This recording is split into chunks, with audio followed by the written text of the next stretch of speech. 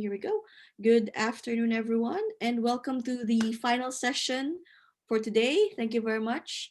And today we'll have Nate Gildart, who is a teacher and department head at Nagoya International School and is an educational technology consultant. Today he'll be talking to us about digital textbooks and digital storytelling with two simple tools. Everyone, please welcome Nate and give him a round of applause. Yeah, you might not want to you want to hold that for later, maybe, or maybe not. Hi, everyone. Thanks a lot for joining. I'm just quickly going to share my screen. It's been a long day for everyone, so I think we'll just kind of jump right into it. I do have a small slide deck, but we're going to spend most of the time actually, looking at the tools, what you can do with it, and then just very briefly showing the basic features and that. So let me just quickly go through. Um, the deck here. So this is digital storytelling, and it's also about digital textbooks. Okay, I'll just kind of put the caveat in there. We're not talking the kind of textbooks that you're going to publish on Amazon and get printed and that kind of thing. Now, these tools, you can turn them into PDF documents after you've created them, but it's not really the kind of thing that you would go out to sell. They're more for like activities and things like that, which I'll get to in a moment. Yes, as Herb said, my name is Nate. I teach history at Nagoya International School. That's my background. I've been teaching at one-to-one laptop campuses for the last 21 years. Teaching in my 25th year now, but so I'm usually using technology in some way and have been for the last 21 years. I do technology consulting on the side as well. I'm not going to read through those lists, that little list there. I've got a bunch of different certifications, but I have done the training for the two tools that I'm going to show you today, which is why they're highlighted in blue down there: Book Creator and Sutori. And I hope you liked them because I think they're pretty cool.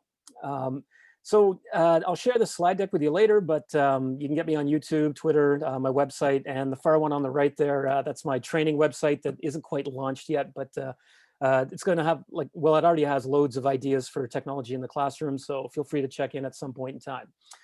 So I'm not going to read through this because Herb eloquently did that for us. Those are the icons. If you ever see them online, on the left, we've got Book Creator. On the right, we have Sutori. So this is what we're going to do today. We're going to look at, we're going to talk just briefly about digital storytelling, which I'll get to in this slide. We'll look at examples of Book Creator and Sutori before we actually look at how do you put this kind of stuff together. Just a few suggestions. If you decide that, hey, that's kind of cool, I want to do that for my students, or even have my students create this stuff. That's another thing about these two tools. They are quite intuitive.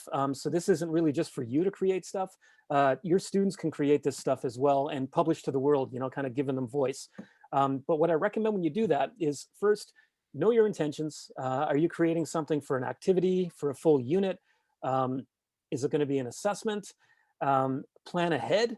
What I always do is gather my images, or because this is, Sutori is not iPad based, but we'll get to that in a minute, but Book Creator is. But, have your links, any kind of videos you want to embed, any text you want. I always do my research and prepare my materials first before I build this stuff, because then the building goes really, really quickly and I know it's going to get done, right? And, if you're using quizzes and that kind of thing, then go ahead and type out your questions and all that stuff beforehand. And I also recommend knowing your style. And I'll admit, I don't really have my style for Book Creator yet. I do for Sutori, but how do you as a teacher want to look? So if you create something, what kind of backgrounds do you want to be identified with? Oh, that's that's Mr. or Ms. So-and-so's, because they always have the same background. So, have your teacher style, kind of think about that. So without getting into digital storytelling in detail, because of length of time, when you're creating these kind of things, I feel that there's a few really big things you got to think about. And one is the aesthetics, right? The design, the layout of your stuff. How do you create something that's going to be visually appealing for other people? And I'm going to give you a couple of examples of what is and is not visually appealing. Think about the language that you use. Words really do matter, and we want to be sure that we're being inclusive and we don't offend people and that kind of thing. And again, stereotypes and things like that. So as a quick example, I remember putting a Sutori together a few years ago about conflict, and I focused only on civil wars. And I realized that it was that kind of focused on like just a couple of parts of the world, and decided, you know what, I'm going to focus only on conflict. So when I teach that unit coming up, actually, we look at BLM and the Me Too movement. We look at protests in Venezuela, and as well as hot war kind of conflicts, so that students get the impression that, hey, conflict is a human thing and it's not isolated to one particular part of the world. So those are some things you really want to think about. Okay, and the images that you use, are they offensive or not? Right. So the first one we're going to look at is Book Creator. Book Creator is great for textbooks and storybooks, making magazines, even cookbooks and how-to guides, and we'll show you some examples. It can be used as presentations as well. I'm going to be using one on the French Revolution in about a week, and I'm going to turn it into a comic book, actually. And the next one is going to be, it's called Sutori, and I'm going to show you how you might want to use it to organize a course, perhaps, or how to create stories. And again, collections of topics or how-to guides. Both of these can be used in presentation format. So, there's a lot you can do with it. Just be creative. So I'm going to go back here, and I'm just going to tap on one sample of Book Creator right here. And I'll kind of show you that, go through that text in just a moment here. And I'm going to have to move around my thing here. Okay, so there are different styles of books you can make. You create them landscape and portrait and that kind of thing. But I'm going to give you one quick example of this one. And it's Valentine's Day. Happy Valentine's Day, everybody.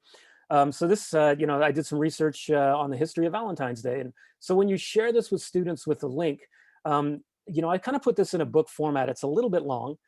So I kind of put my links here as in a table of contents. There are templates you can use. I'll walk you through that in a moment. And so you notice that you've got this multimedia that you can use as well. So for example, let me turn my volume down a bit here. I put in an audio file of me reading the narration. So very good for accessibility, right? And if you have students that their level is slightly lower in listening comprehension, you might want to put this in to kind of help them out. Let's tap on that.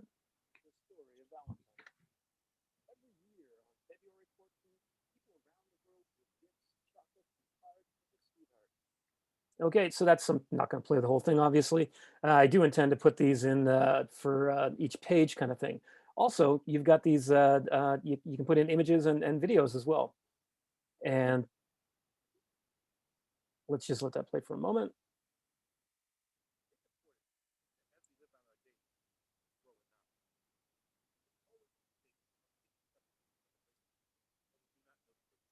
Okay, so the nice thing about the YouTube videos that you embed using Book Creator, it skips all of the ads. So you don't get that ad in the beginning, you just get the video. Also, when you upload anything from doing a Google search, for example, that kind of multimedia, all of that stuff is safe search. So you're not going to get like pornography, you're not going to get how to build a bomb and stuff like that. So it's safe for kids to use as well, which is nice. So I'm just going to kind of flip through here. You notice I've chosen a background. What I try to do is kill dead space with the little things like, did you know? Little quirky things in history, right? And note that I'm citing, now that's another thing, Google search and Book Creator, the search is all copyright free material, so you don't actually have to cite it. I did that because I took these and downloaded them on my own, and I went to my own sources to find them. So remember, you want to practice academic honesty and cite your work. Again, I'm just quickly flipping through. I've got images, I've got text, a lot of cool stuff. Now, what I've done at the back, at the end here too, and you can put this obviously anywhere you want, but I've linked to a Kahoot game. Let's people probably know Quizlet a little bit more. We all know Kahoot and Quizlet, but if you create quizzes and things like that, you can easily embed them, right? You can embed PDF files, you can embed Google Drive, and you can just link text if you want. And at the back, there's my works cited right there. Just practice what I'm preaching here. So I'm going to jump. Let me go to this tab right here. Yeah. So let me quickly show you how easy it is to make something with Book Creator. Now, you've logged in, you've got your account set up and all that kind of thing. If you look over here on the right side where I've got my little hamburger here, whoops, that's your teacher dashboard. So if you want to go to the Discover tab, they've got a whole pile of different templates. They've got things that people have made. And so you can kind of choose and use these books that are already online for you. You've got your library here, and this is where you go to get your stuff that you've made. You get 40 free books for the free account. There are a few features that don't exist in the free account, but the free account really is all you need, right? So let me show you, for example, if you want, let me just minimize my thing here. So if I want to create a new book, right, I can choose, comic books. You can choose square, portrait, landscape. You can create a blank one. Or if you want, you can create a template. So I'm going to go with textbook because textbook is kind of in the title here. But if you would like to use a template, you just click on it. And up here, you can have a look at the different pages that exist. So when I get it, if I make my own template, all I have to do is click on those little ellipses there at the bottom, and I can just copy, and then I've got another one. So let's say I wanted to copy that page. I just really have to click copy, and there it is. And I can drag and move them around and that kind of thing if I want to. So I'm just going to quickly go back. And so here, you've got these locked elements, but you can right click and simply unlock them and then move them around if you don't really like it. And then right click again, and there you can lock it, kind of thing. And you can, change the title and all that just by double clicking and changing the text. Maybe I want to add more text. So up here is where you get your plus button where you can add media. You can use a pen. You can record your own voice directly in the app if you want to do narration. What you heard before, I recorded in QuickTime, and then I put it in GarageBand with some copyright-free background music, right? So as an example, if I want to import something, in fact, let's just move to another page here. So I'm clicking on my little arrow here. I got my title chapter here, but let's say I want to put an image in the side there. So I click on the media, and if I want, I can put in little shapes and speech bubbles and things like that too. But I'm going to click import. And if you want, let's say you're talking about a place, you can search for a place, and it embeds a Google map. You can upload files, whether it's your audio files or your pictures or whatever, if you've got them on your desktop. I'm not going to do all of these because you get the idea. If you want to embed YouTube, what you would do is go to, in fact, let me just pull up something on YouTube here for you. I know I'm going a little bit quickly here, but time is of the essence, right? YouTube, cute cats, because we all like cats, right? So I'm going to just open this up here, and let's pause that so you don't get the audio. And so in YouTube, and this is pretty straightforward. Down here where you see that share button, right? Okay, my fingers aren't working as well as I'd like. If you click on that, you have options to share. And I hope I'm not going too quickly here, but I am creating a tutorial video for my YouTube channel on this. If you click embed, all you have to do is copy the code. You can click copy right here. And so I'm going to close that up because I've got my embed. And so when I've chosen embed in the import media, I put it right there, confirm the web link, and yeah, I like it. I could change the title of this if I want and put it in, and then I can change the size. With this, you can't change the angle. Some of the shapes and that you can change angles, but basically that's how you upload your audio, your video, maps, pictures, PDF files, and Google Drive folders and things like that. So there's a lot of multimedia that you can actually add. Now let's go with my chapter title here. If I go to my inspector here, this little eye in the top right is called the inspector. Oh my goodness, it's locked, right? Very simple. All you have to do is click unlock. And so now if I want to change the color or even the text font or something like that, this is where some of the magic happens. You can put shadows on things. These elements here, if you want to move them, oh my goodness, that's underneath the cat. I don't want that. Oh, I'm just gonna put it on top instead, right? And this is kind of nice too, actually. See, there's some of these things you can move around. You can get a little bit more playful. And there's the bolding and indenting, and of course you can do things like that. And if you want, you can change the page background. What I tend to do is choose paper, and then I'll put in one of these ones here, because it gives me grid lines, and then I can kind of reshape my things based on the grids. And then when I'm done, I just I take that color out and I go back to the way it was, or whatever color I tend to like. I know I'm going a little bit quick here, folks, but don't have lots of time. So let's see, I'm gonna push on here just a little bit. And as you can see, I'm kind of moving through and I'm on my last page here, right? So what I do is click on the little plus button here on the right. And so then it gives me some options for the layouts and the kind of pages I want. So if I want like a nice big photo, and it's like, oh, that looks kind of cool.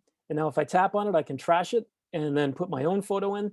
If I want, I can expand on it a little bit. Whoops. I can click on it and then make it a little bit bigger, kind of zoom in. I'm going to right click and then it's still locked in there. Actually, it should be locked. That's kind of funky. So you can see that you can look at these, create kind of a cool little book, all these different kinds of things. It could be a textbook, a cookbook, and that kind of thing. Now, if I want to reorder pages again, I just have to go up to that little tab right there, pages, and I just have to start moving things around. Maybe I want my table of contents in here or something like that. And now I just go back here. And if you want to see what it looks like, I'm just going to click the play button in the top right there. In fact, let's go back to the front. And so this is a portrait orientation. So what you're going to do is just click and you can see the two sides. So that's something you got to think about too, right? How do I want the book to look? So, it does take a little bit of planning, but in the end, it is quite nice. And, it does give that digital book feel. And when you're all finished with it, you can go up here. Oh, by the way, you can maximize the page so the viewer just has a more pleasant viewing experience, if you will. If you click on the share icon at the top here, this is where you're going to publish, and this is where you're going to download it. And if you download it, it'll be a PDF version of your book, and then you can print it as well. And then there's the gear wheel at the top. All right, and this is where you can automatically play the multimedia. So if you do have, visually impaired learners, for example, it can automatically play, and that would be, the voice narration as well as the videos. Just remember, it's going to go in order as you do it. And you could have pages turn automatically if this is the way you set it up, right? And you can invite students into your library. Oh, by the way, you can click read to me here. They have different voices that you can use. I don't really like it, to be honest with you, but I encourage you to play with it. Now, if I go back to edit here, and I'm going to go back to my books, here's where I'm going to give it a title, my textbook. And remember, the nice thing is you can build this over time, right? You don't have to, put a whole book together. If you're doing unit by unit and you want all your units in one book, then hey, great. Another thing I want to show you though is the comic book feature. So when you go to create a new book, if you choose one of the comics, you get this more playful kind of look here. And so when you click add now, you notice with the textbook, when I clicked the plus button, it gave me options with different layouts. It doesn't happen with the comic version. What you do is click the plus button. And remember, before we had media and we had shapes, but with the comics, now you've got these stickers and panels. So let me just throw panel right in here. And when you tap on the panel, what's nice is, and you can do this too, if I'm going to allow my camera, maybe you want to give instructions to your students, right? So let's just wait for that to, okay. So that is, normally what's going to happen is, oh, in fact, yeah, it should work here. Let me turn that off. Okay, you can record from within. I must have a problem with my camera here. Maybe it's because I have too many apps going on at the same time.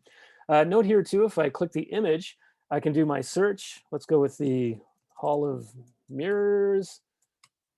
I click on that. Remember, this is all safe search. I'm going to look for whatever one I think is the funkiest.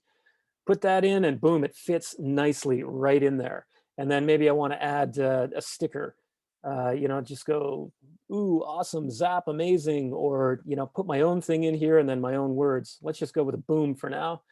Boom. And if I tap on it, right, I can put that in there. So, you and your students can, be fairly playful with this as well. And so just going back to my pages here. Now, this is my cover. I would make it a little bit more creative kind of thing. I'm going to play with it a little bit, but when you click play, basically, that's it. So we've seen how that kind of works right there. I'm just going to click up here, and remember, you want to make sure you publish it. And when you do that, you're going to get a link that you can share with your students. Now, the last little bit before we go on to Satori, I want to show you that if you want to delete something, so here I've got French Revolution, all I had to do is tap on this and I can just delete my book. Boom, there we go. This one here, just tap that, delete my book, because you only get 40 books, right? Now, up here with your hamburger in the top left, whoops, sorry. If I click on my little ellipse here, I can archive my library, right? Now, your private books, nobody else can view ever, but your library, this is what you can create and share with students. So here, if you click invite code, you're gonna get an invite code that you can share with students. You can expire it if you want, if you don't want them to have access later. But this is where you're going to get your students to come. And when they join, then you'll be able to allow them to edit or not. And basically, that is Book Creator. So I'm going to close these tabs up just so we don't get too busy there with too many tabs open. And you'll notice here, I've got the multimedia and interactive. So you can create Quizlet, for example, and that kind of thing, or you can embed Flipgrid. If anything has an embed code, you can pretty much put it in, okay? I like the co-creation part. I like the publishing. I like the private or public capabilities with these tools. And again, they're intuitive. They have accessibility, lots of templates. Now this one with Book Creator, they work on iPads. So if you have little children that you're teaching that can manipulate an iPad, you can create a book for them to enjoy. Even have your face in the book where you're talking and reading, put a picture on one side of the page, and then maybe even your face reading the book to the child, right? So there's a lot you can do with it. You just got to be creative. So now Satori, because I'm looking at the time here, we got about 20 minutes left. We don't necessarily need all 20. But you notice here, same idea. It's multimedia, it's interactive, third-party embedding, whatever you want, Flipgrid, Padlet, you name it. And again, there's publishing, which can be public or private. And again, with Sutori, you can actually put quizzes in it. Like it has a quiz feature where you can do multiple choice, you can do matching quizzes. So it's a little bit more versatile in that sense. Doesn't look as pretty, in my opinion, as say Book Creator, but it still is pretty cool. So just gonna slide over here. Whoops, that's not the way I want to go. Let me see. Let me just kind of jump out of that for one moment because I'm not logged into this for a reason. So when you're logged in, you don't see your profile like this. All right, so you can have like a list orientation, or you can have the images. Now, what I like to do is create a list of collections for my classes. So I don't actually use this to create a textbook, but it's almost like a series of books within a book. So for example, historiography, right? I've created a number of, sorry, this is a specific one, but so I've created an activity here with historiography. I'm gonna go back just a moment here, and it automatically defaults to that list. But you can see here I've got all these different stories, but you can put these stories into collections, right? So what I'm going to do is log in. Just log in with Google here. Show me the love. I normally log in, but I wouldn't have been able to show you that interface if I was logged in. So this is what you're going to get when you get a Sutori account. They'll have a teacher tutorial here for you, but I want to first show you the resources tab. All right, so the editors, Sutori is based by a couple of guys in England, Thomas and Jonathan Ketchell, lovely, lovely guys.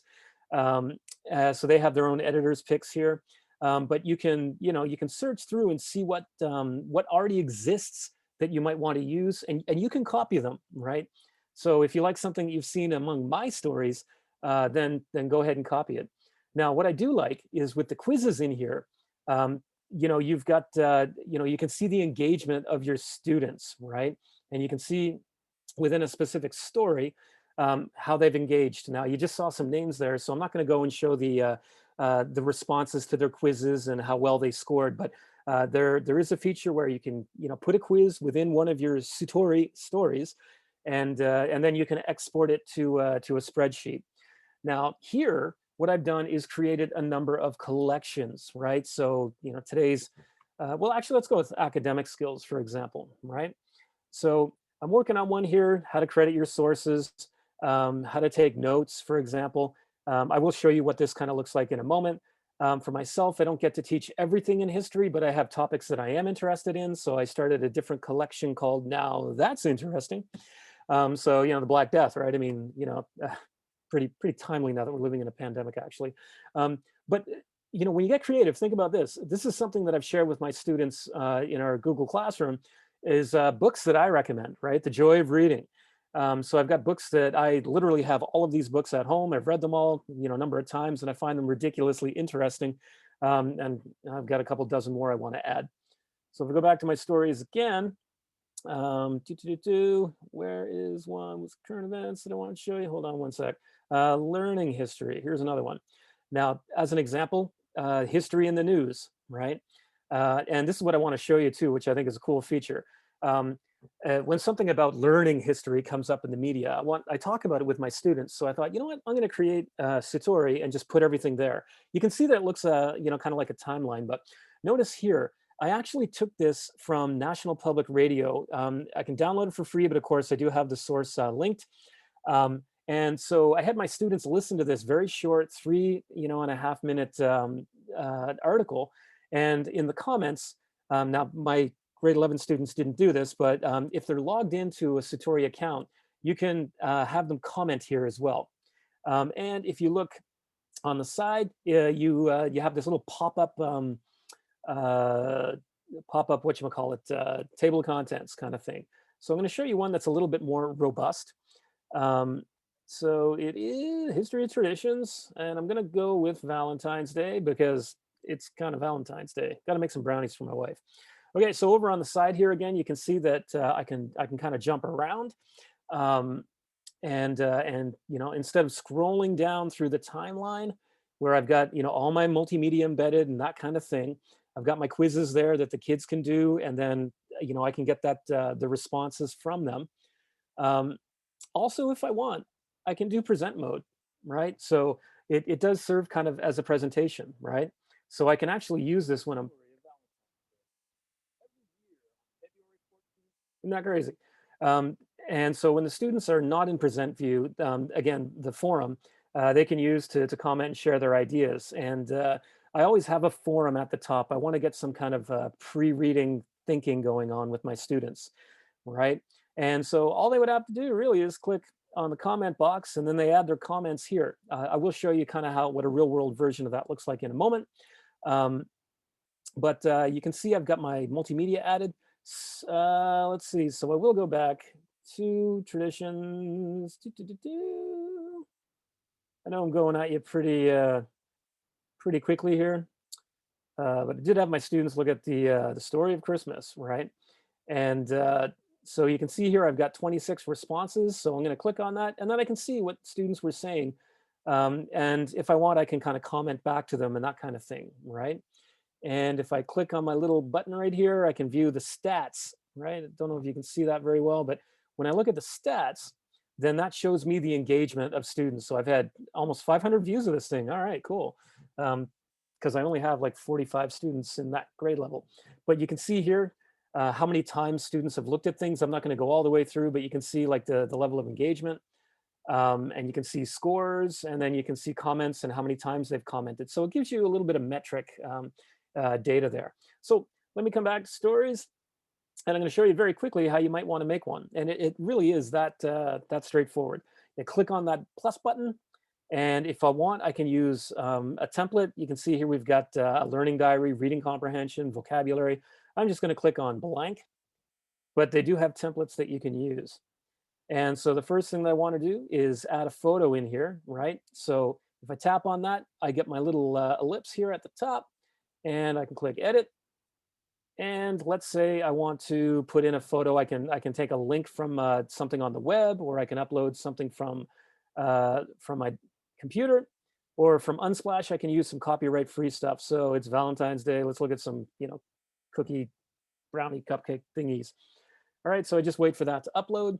And if I want, I can kind of drag it and reposition it. Oh yeah, that's looking yummy. Let's go with that. All right, and then I put in my title, and then I put in my introduction. And with this little plus button here, that's where you can, that's where all the magic really happens, right?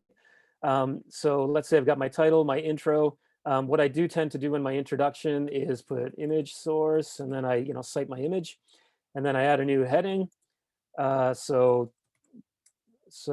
before we begin, whoops, I can't type, by the way.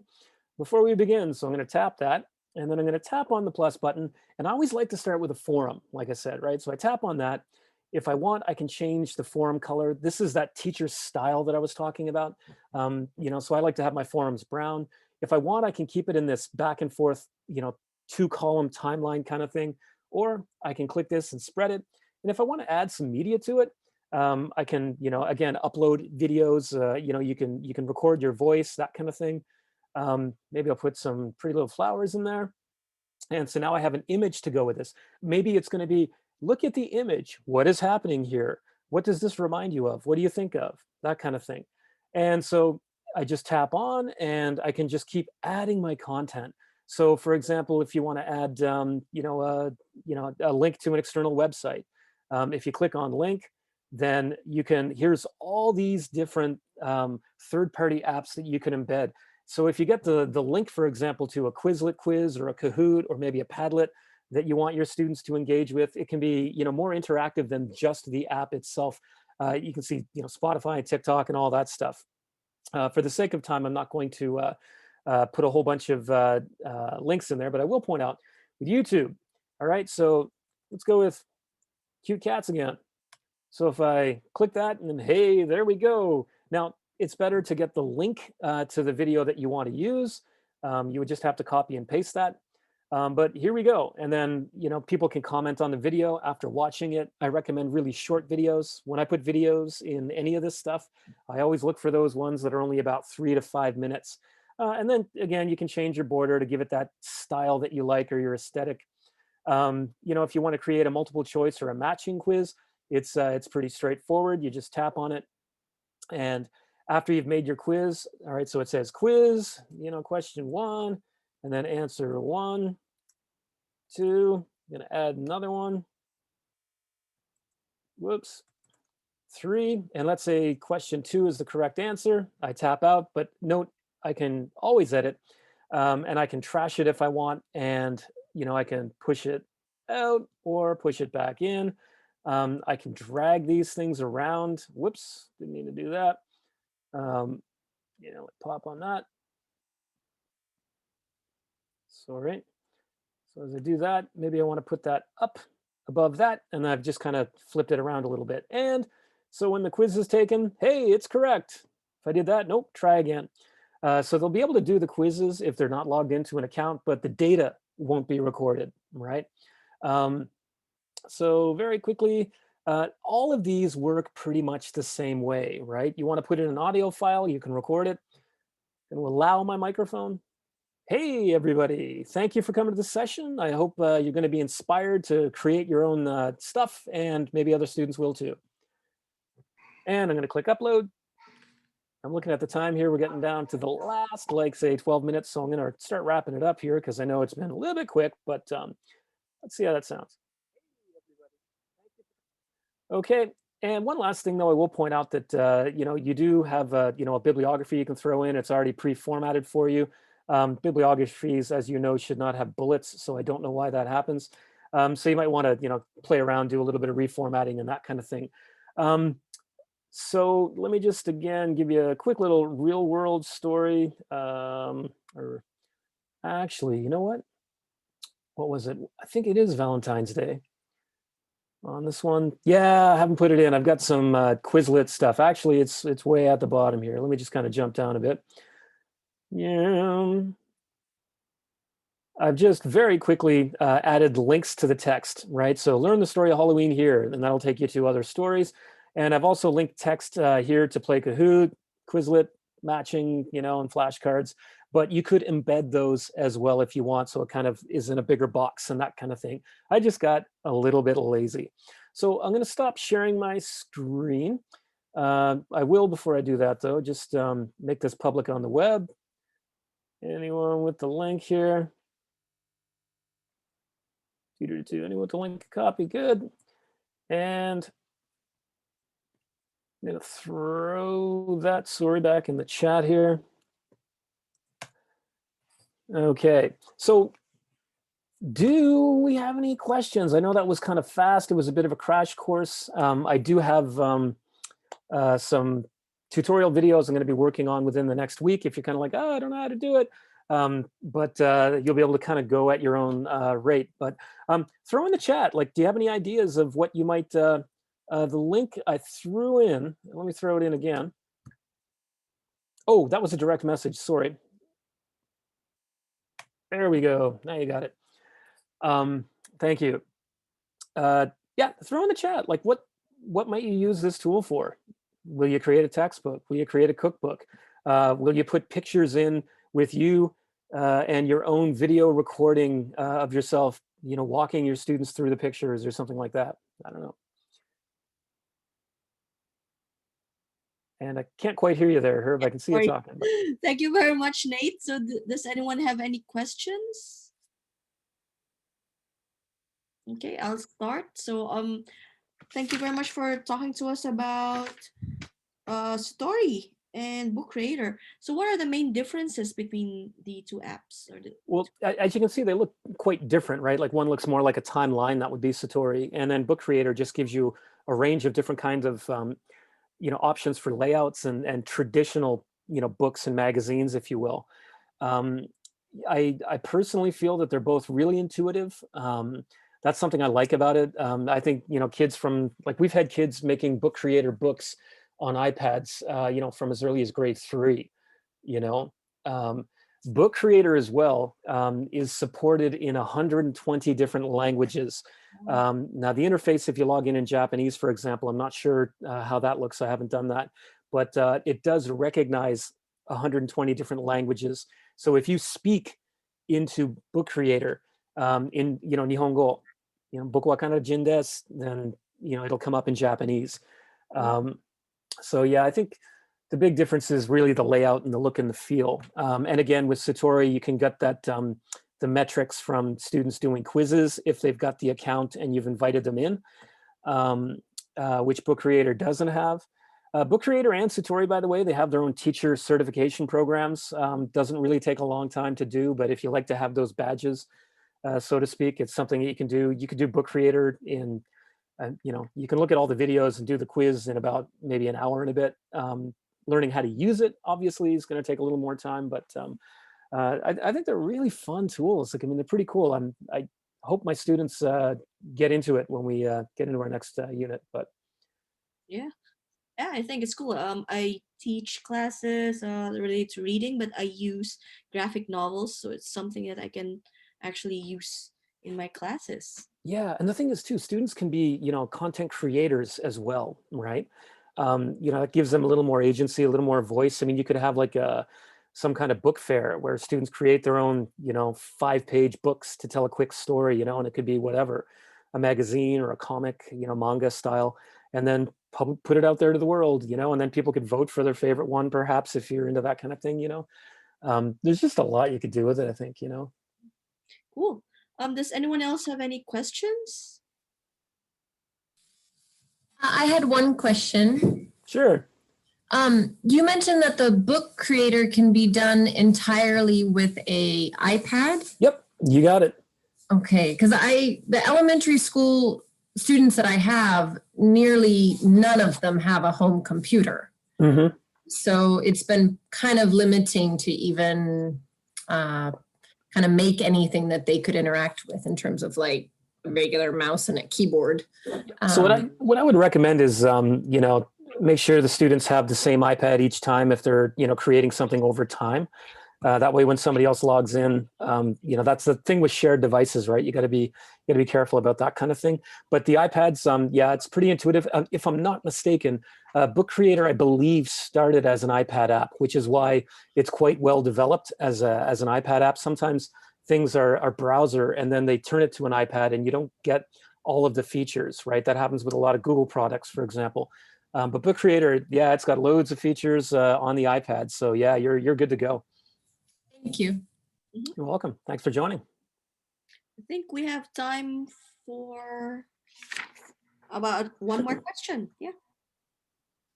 Anyone? Yeah, Nate, thank you very much. This is Ed. I'm down in Kyushu. Hey. I'm a technophobe. I don't know anything about the everything. So it's been great so far. About how many hours would it take to actually build like a 5 or 6 page book?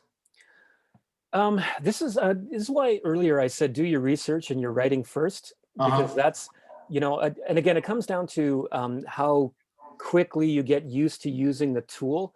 If you say you're a technophobe, but I think with Book Creator, especially, actually Sutori as well, I think you learn to do it pretty quickly.